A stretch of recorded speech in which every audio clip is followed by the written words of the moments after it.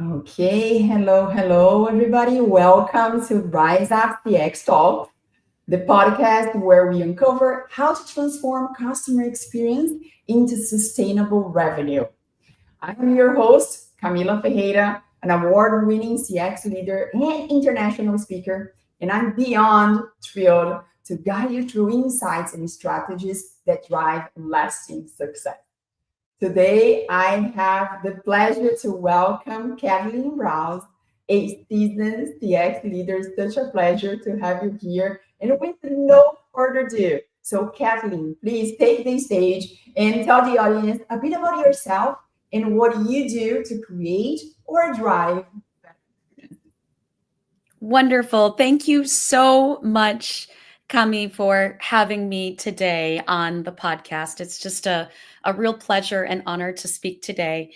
Um, as Kami mentioned, my name's Kathleen Rouse, and I am an independent consultant working with B2B SaaS companies that are typically global in nature, valued at $1 billion or more. And I really help them to cultivate their customer relationships and customer success in order to grow revenue. As many of us know, it was featured in an HBR article that if you increase customer retention by just 5%, that can drive profitability by 25 to even 95%.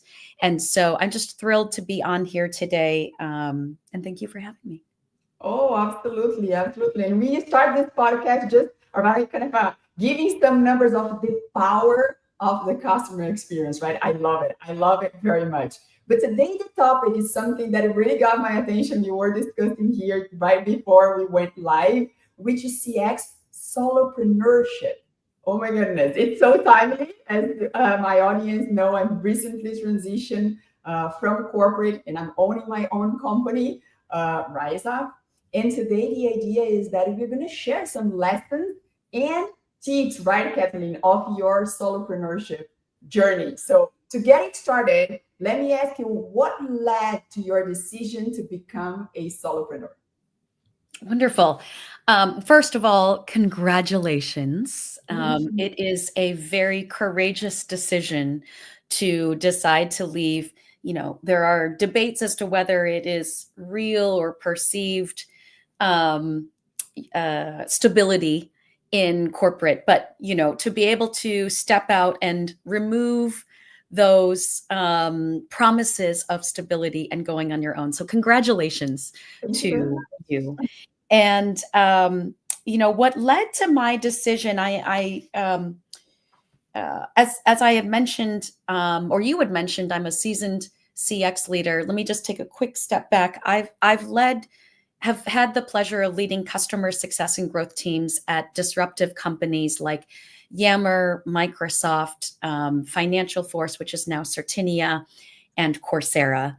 And really was just thrilled to be able to see the importance of how critical it is to connect with our customers in a very authentic, value-adding way to really understand what really adds value, not just to the company, but personally for the person that we're talking to. But that being said, what led to my decision to actually transition out of corporate? I was really enjoying my time at Coursera. Still do. They are one of my clients today as an independent consultant. And to be completely honest, it was requirements of the family. As many of us can relate, leading customer experience teams, you are typically on the road a lot, meeting with customers all around the world. And so, I needed to have a little bit better balance, less travel. I am in the sandwich generation. So I have both my father and my 9-year-old daughter that live with my husband and myself. And so it just made sense to transition into something that provided a little bit more flexibility, but also something that, I could still see added a ton of value to many of the companies that I have worked with in the past. Oh, absolutely. And it speaks so high of you, right? Because as we were also talking before going live, I think the first step when we become a solopreneur is to reach out to our network and let them know our new kind of a position, what we are doing, and leverage those connections. I think this is so important. Speaking of customer experience, the relationship you establish with every single person that you interact with is so important. Today, maybe a vendor, but tomorrow, this the same person at the same company is going to become your client as a solopreneur, right? Mhm. So it's Absolutely. definitely really important. And I always had this in my mind, regardless with whom I'm working with, regardless of each in which country I am living. So I have a past experience of moving a little bit, but establishing those trustworthy and long-lasting relationships. Fantastic. So I'm gonna congratulate you back because I know it's not an easy decision. I've been taking those steps recently, and yes, it takes courage. But as you correctly said, we gotta balance what matters most in life and find the best solution in that moment in life, right? Mhm. So the fact that you and I have exited corporate doesn't mean we don't like corporate or we regret corporate. No, absolutely not. But in this moment in life, what matters most? How can I find a better balance with the tools in this scenario that I'm living, That's right? right. That's right. And I've said to many people, the decision now may not be the decision in, 2, 3 years from now. There's probably a point where my daughter will say, please go back on the road. And so I say to people, I'll probably be back, once she turns into, a teenager. Yes, yeah, absolutely. We never know, but what is important is to build this career based on trust, based on transparency, and more importantly, based on authenticity. Mhm, Right, mhm, Kathleen? mhm. Sometimes we move away of our true self because of the environment, because of the conditions, and that's when I believe that we start losing ourselves. So congratulations on your decision. I don't think your daughter is going to ask you to come back to the road, but yeah, it's important to leave doors open always. Yes, absolutely. Wonderful. And how long have you been a solopreneur? I am amazed to say it's almost, gosh, it's been over a year and a half. It'll be, let's see, so June of this year will be 2 years. So, Wow, it goes fast. I mean, it goes just like that. absolutely, absolutely. So in this year and a half, what have you learned? What are the Ooh, experiences? Yeah. so good. Oh my gosh, so many. Well, one thing I just wanted to highlight. I know I mentioned early on the importance of human connection, and I say that it's really important to think about, and the experiences and the way that you drive value. You should be thinking about that, getting back to basics. I know it sounds really simple, but get But it back to doesn't have to basics. be complicated, right? It can be, and I think there's a great quote by the great late Maya Angelou, who said, "People will forget what you said, they will forget what you did, but they will never forget how you made them feel." Oh, And I have lived that. I'm very grateful to have learned that lesson early on, and I think that the way that I went about it, and I still go about it today, is through finding people that I really have a connection with, and finding people that are, one, I think whenever you think about going out on your own, think about, of course, one, what is it that you do very well? What is mhm. it that you enjoy doing? And what is it that will add value to people that you really enjoy working with? And then when you get on calls, don't do what I'm doing, which is talk a lot. Just close your mouth. There's another great saying that says you have two ears and one mouth.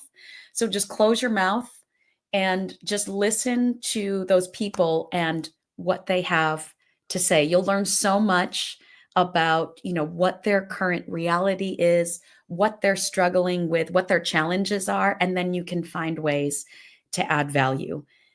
So I'd say the most important thing, and I think, I'm going to bring in AI because we can't have a talk without AI.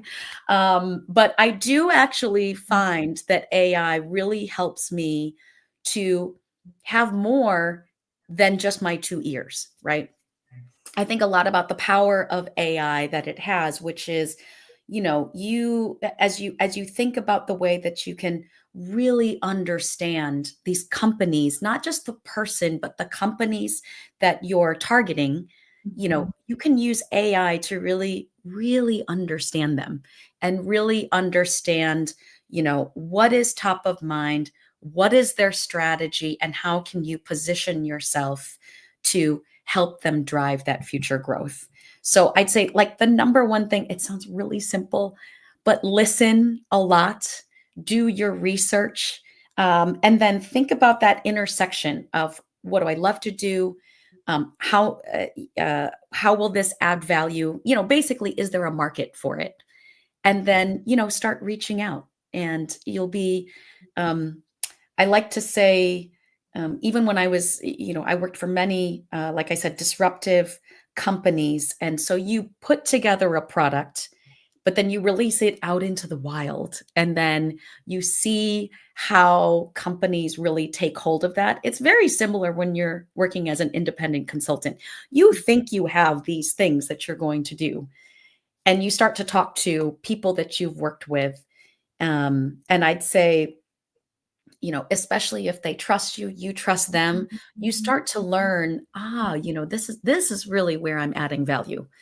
I just finished up a series of cultivator awards with my customers, or I'm sorry, I'm going through it right now. There's some more coming up next week. Yay.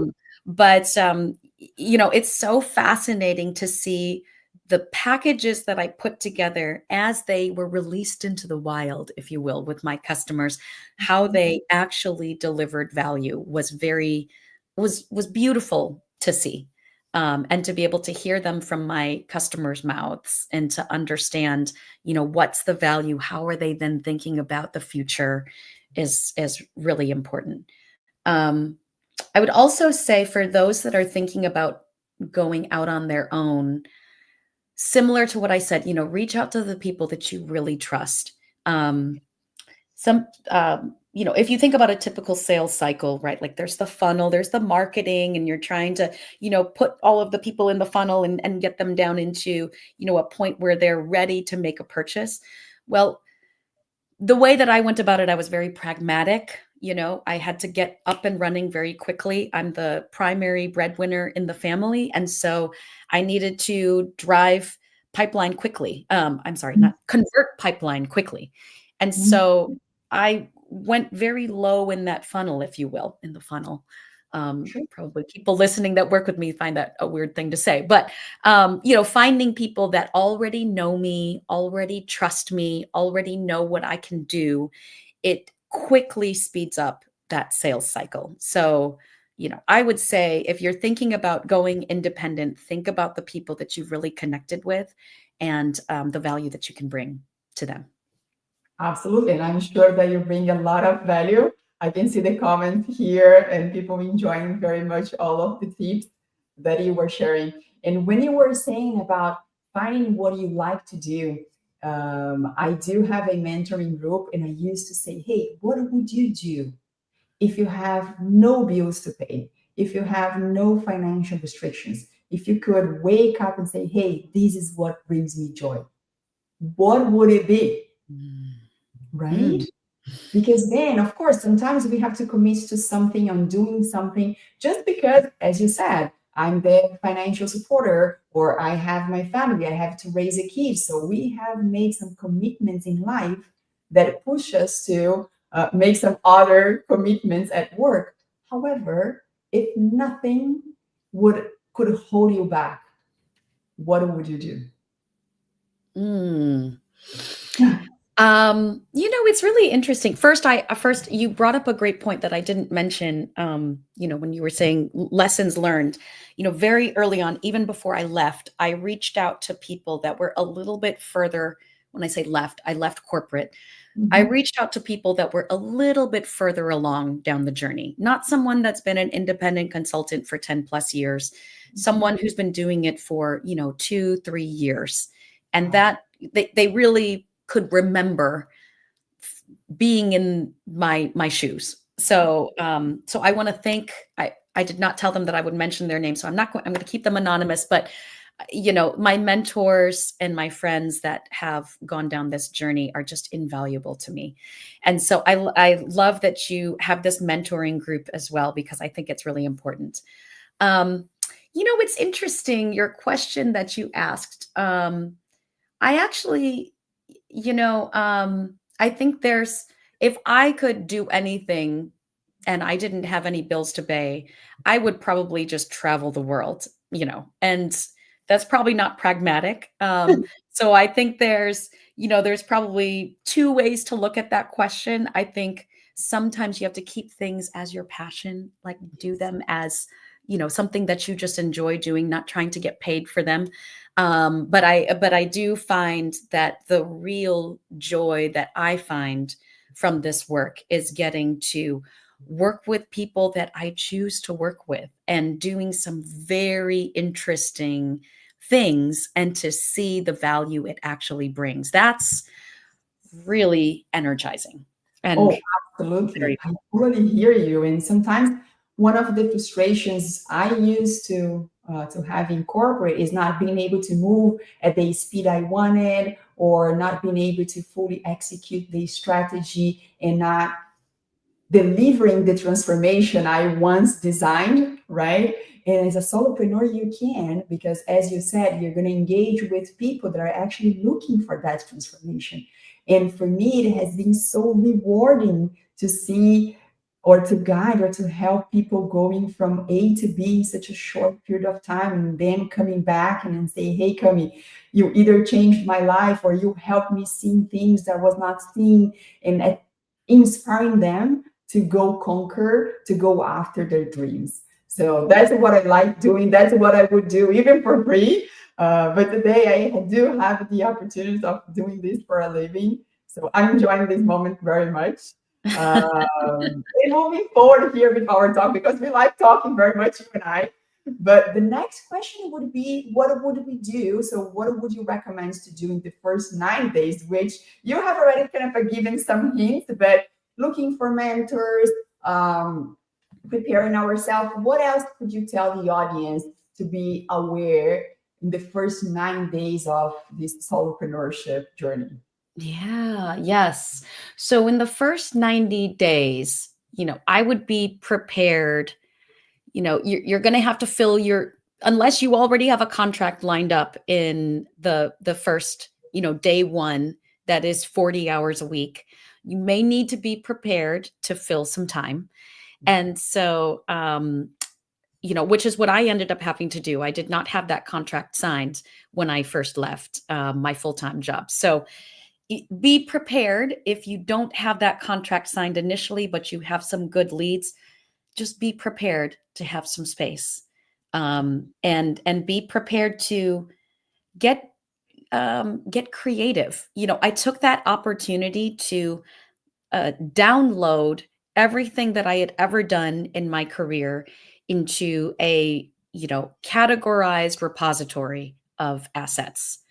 And you know I love a good spreadsheet. And so I put together a good categorization of these offerings and identified. You'll see some themes that will come up in terms of where do you want to focus. I would also say, like you said, reach out, um, and certainly use that time to be in the design mindset, right? Like live in the space of what problems am I trying to solve, Mhm. and get very practical about that. Fine tune and understand what the problems are that you probably already know what they are. Typically, if you're going into as an independent consultant, you're taking what you've done previously and you have a really good base. Um, Mhm. one of the challenges people can get into is that you can sometimes lose touch with what the trending issues are if you're not, reaching out and setting up those calls. And one of my mentors, said something really important to me. She said, when you're talking to people about you and your business, you need to get out of this is an interview and instead get into this is an advisory session. So ask tons of questions. You are not there to talk about what your business model is. You're not there to talk about what you're offering. You're there to listen and learn what their problems are and sprinkle in this is what I would suggest, or this is what I've done, and these are the results that I've been able to achieve. And you're in learning mode at all times in those first, whatever those first, I'm saying 90 days, but it can be the first 30 days, first 60 days. Absolutely. What a great advice. My goodness. I think that, and I have committed that mistake. I am in my early days, so this podcast to me, I'm absorbing as much as I can. Uh, but yeah, after being so many years in corporate, it has been my entire professional life, almost 25 years.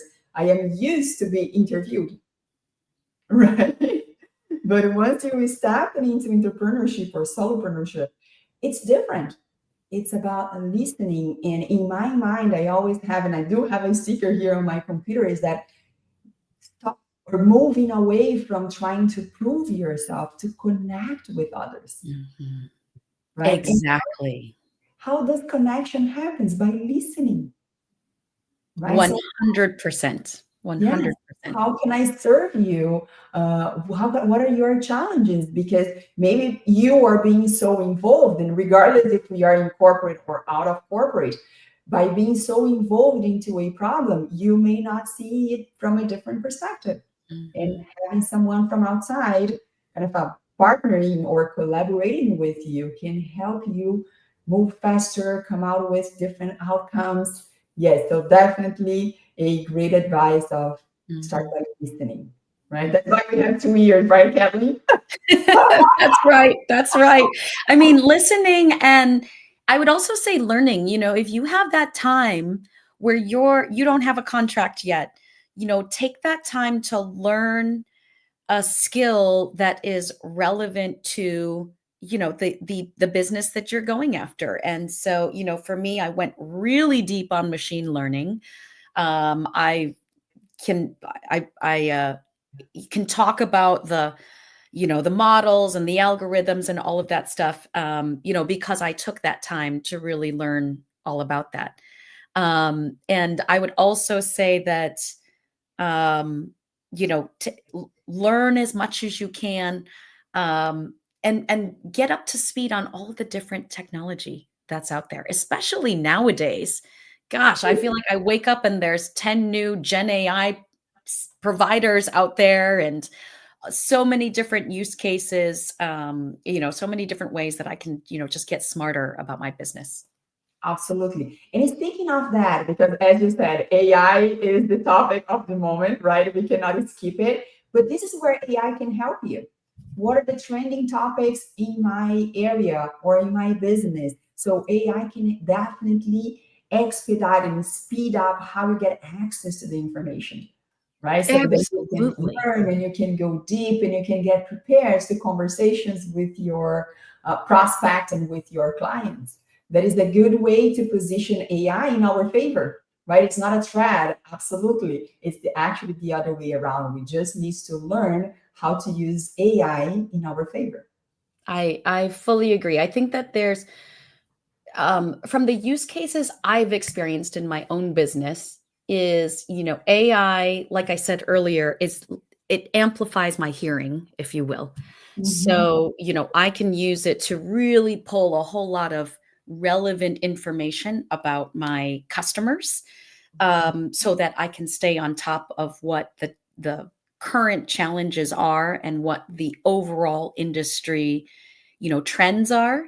Mhm. Um, and I'm also seeing it as a great way to speed up delivery. And so, you and I, we have a lot of fantastic, we know the why behind a lot of these things that we're delivering. And I see AI, my gosh, I use it, of course, everybody uses Chat GPT. I'm using it now now that, Canva is here, we're all like designers, yes, I'm a Yes. graphic designer now too. And I'm a video editor and I'm doing all of the things. But in any case, it helps to really fine tune it quickly, Oh, yeah. so the speed at which you can deliver things through all of these tools. I'm also looking at some no code solutions from a marketing perspective. That's really going to help to unlock a lot of and remove a lot of barriers for us that are, starting our small businesses. Yeah. I think it unlocks a lot of potential. It opens up more avenues for creativity and more people to be able to participate in adding value. I say that AI frees up time for us to have better and better connections because you have more time instead of using your time to do a presentation. Now you have Canva or you have Gamma or you have napkins. So we can start listing many apps here that does that in a matter of seconds. And then instead of having yourself doing this manually, you can totally turn things around to engage with people where we can actually add value. Absolutely. Right? Okay, but speaking of being a solopreneur, one of the challenges I am going through, and I'm sure you have gone through too, is how do you balance business development, your deliverables, family? You said that family was one of the reasons to become a solopreneur. Sometimes, I don't know, I'm working from home and I have something with my kid. So, how is that, especially coming out of corporate where we have a very tight agenda? I used to be back to back in calls. So, how was that for you, and what kind of advice that you give to the audience? Yeah. Oh, I am still learning, like total transparency. I look at what seems to work and what I need to fine tune to adjust my approach. But I do find that, again, that's going to sound very basic, but Mhm. having a routine, so I typically get up, 30 minutes before the rest of the household gets up so that I can take a moment to center myself and do some reading, journaling, um, planning out my day. Um, and then, having very clear time blocks of this is when, I am delivering to my clients. I'm on the clock, if you will, during these times. Um, as much as I can. And then I do try to reserve like Fridays, are a good day to do some prospecting and to really, think through what is going to be my approach to building more opportunities out there. Um, I'm also starting to think about, and now that I've been at this for longer, almost 2 years, I'm also thinking about how do I leverage and how do I think about my network of other independent consultants and Mhm. how do we work together to kind of amplify our message together? And Mhm. so looking at ways to uh, I don't want to say channel, looking at other channels because that's a bigger word for it, but it's really identifying other folks who may be in complementary industries, even people that are in the same industry. I know you may think that there's just a ton of opportunity out there. So even if we're in the same industry, I may be fully booked. And so I'm going to offer up, oh, hey, well, I know Kami. She's wonderful. And I think she would be a great fit for this project. So I think that a few things. I think simple time boxing, um, using thinking about what is your regular rhythm, and also, again, leveraging the tools that we have at our disposal, the technology tools. Thinking about, like, what are the best practices around getting your message out there from a marketing perspective, or biz dev perspective, and thinking about that cadence, using simple things like scheduling your posts on various social media outlets, using AI to be able to craft a quick, what you have in your mind into something maybe a little bit more refined, and reducing the amount of time that it takes to develop that. Absolutely. So what I'm getting not only from this question, but from the first one is doing the basics well, right? That's the best we can do. Sometimes we tend to overcomplicate. And I remember my early days, people saying, okay, it's nice to have a logo, but it's not what's going to make you kind of sign a contract, right? So let's get back to the basics. Doing the basics well will definitely help. Mhm. Great advice. Okay, it's been 30 minutes. We are approaching the end, but Kathleen, what are the plans for the future? So it's been a year and a half on the road as a solopreneur. You have already learned a lot, and I'm sure that our audience is learning from you. So I think that you are now the mentor that you looked after when you started, which is great, and I'm learning from you as well. But what is the head? What are the plans? Yes, I think, just again, going back to basics, just always remember, and this sounds simple, continue to deliver great work, right? And celebrate those wins, highlight your customers. Like I said, I'm in the midst of doing this series of customer awards. It brings me so much joy to get to do this. One, I love to be able to put people on in the spotlight and give them the chance to talk about something that we all spend a lot of time doing, which is work, and being able to see the fruits of our labor coming, and being celebrated on a broader stage is really important to me. So, making sure that you take time to, not just celebrate, quantify, highlight those wins is really important. And, you'll be able to generate some really interesting case studies out of it. I also think that, like I said, I'm starting to, um, I'm the road to being a solopreneur or an independent consultant can feel a little lonely sometimes. And so, I want to take that step even further with my network of other independent consultants, and finding others that are perhaps, more free birds that we can all fly together, is something that I look forward to, and just continuing to stay true to those basics, valuing human connection, thinking about how to expand a little bit more broadly through my network of other amazing independent consultants out there, and how we can partner together or build strategic alliances to be able to deliver bigger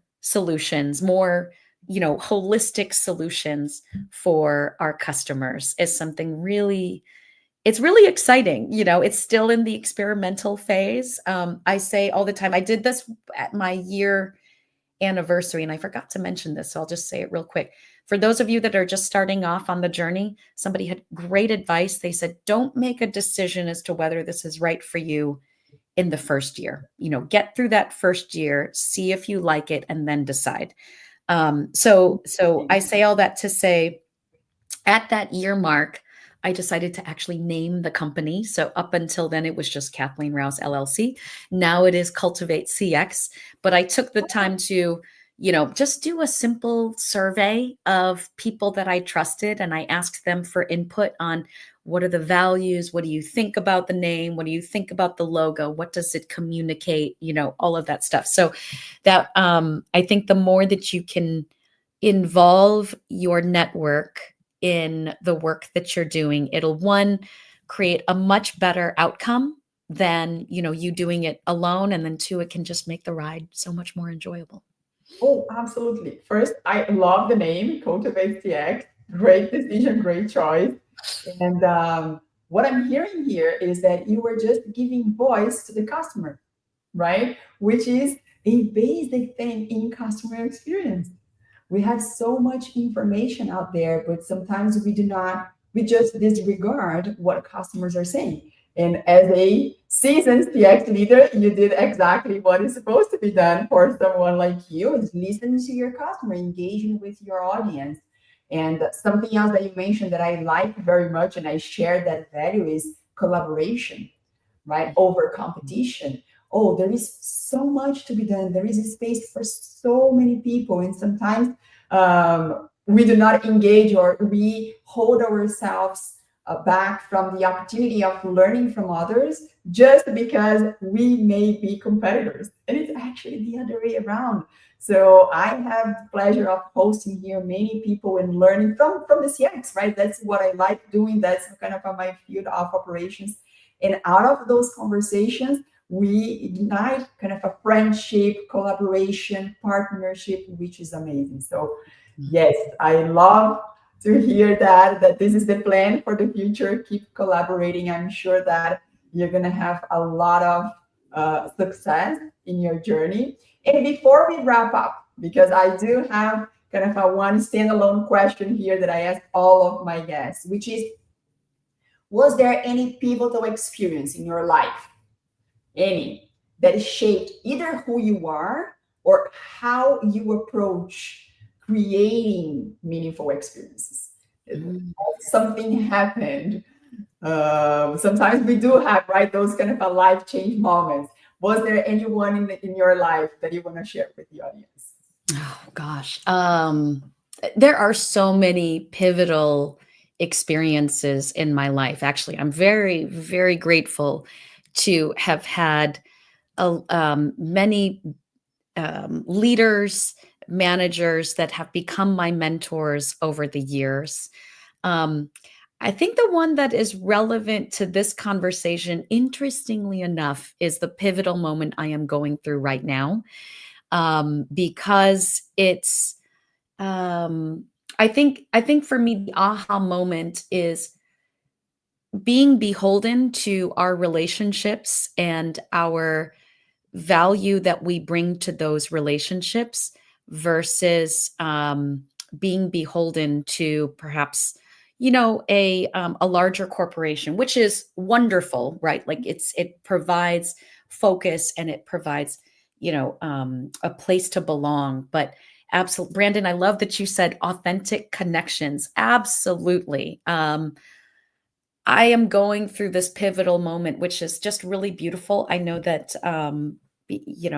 all good things don't last, but right now it feels very good to be in this moment of authentic connections, to focus on those relationships and to really look at ways you can deepen those relationships through very interesting projects that can add a ton of value to our mutual lives. Wow, amazing. What a good way to wrap up this episode. So, Kathleen, from the bottom of my heart, thank you so much. It was such a pleasure, first of all, meeting you, and then kind of extending this initial connection to hosting this podcast.